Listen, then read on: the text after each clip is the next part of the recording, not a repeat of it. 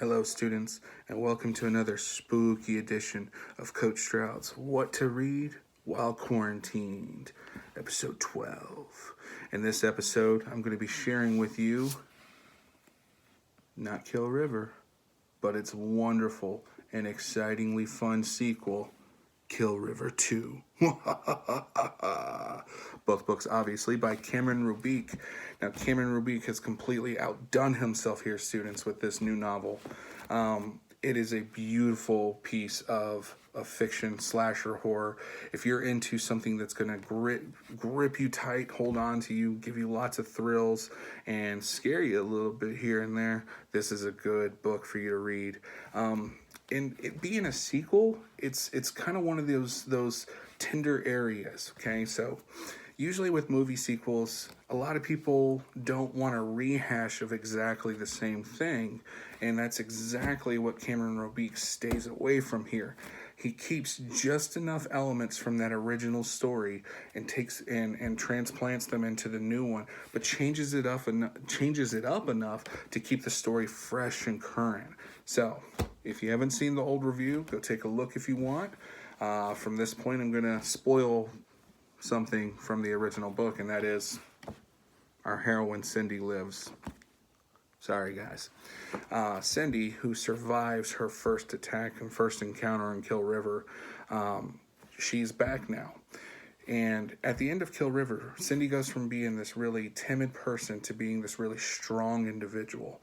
And she really grows and changes as a young teenager in the first book.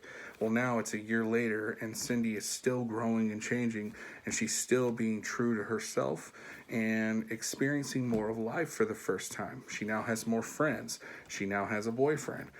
She's got her first job. Cindy is showing us that she is progressing as a good teenager should, in that sense. But she's also holding on to some demons and some fears from the first book, which beautifully, Roubique does a great job of beautifully planting into the second book, having certain scares and thrills pop up at you that tie you back to that first one. This is one of those situations where if you have not read the first book, you probably should read it before you try the sequel. Where it's also really interesting, again, as I was saying before about, having some of the old and some of the new, is obviously it takes place at a water park again. This water park is opening up about 10 minutes down the road from where Cindy lives. Now, Cindy has a choice. She can either stay away or she could face her fears.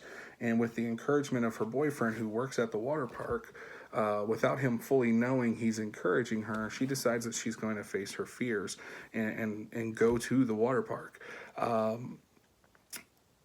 A lot of crazy stuff happens, though, because that masked killer is back. And I gotta tell you what, I have this mask in my head of what it looks like, this giant smiley face mask. I've been looking online for pictures to see if I can't somehow pinpoint this image and share it with you guys. I can't find anything, though, that matches the image that's in my head.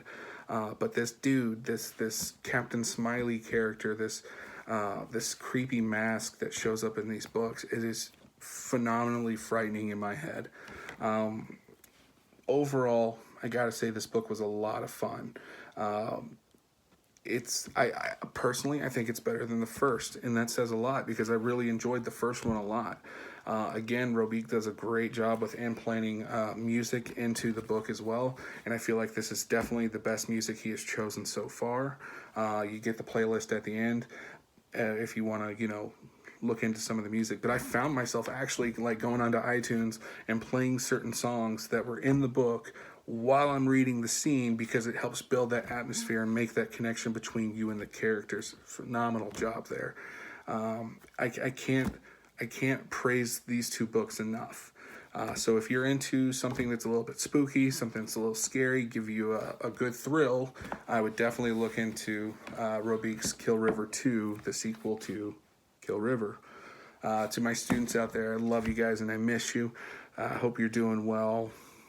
Send me a message. We're going to try to do a Google Meet soon so that we can just touch bases and get face-to-face with each other. But let me know if there's anything I can do to help you guys out. I love you bunches. And until next time, see you later.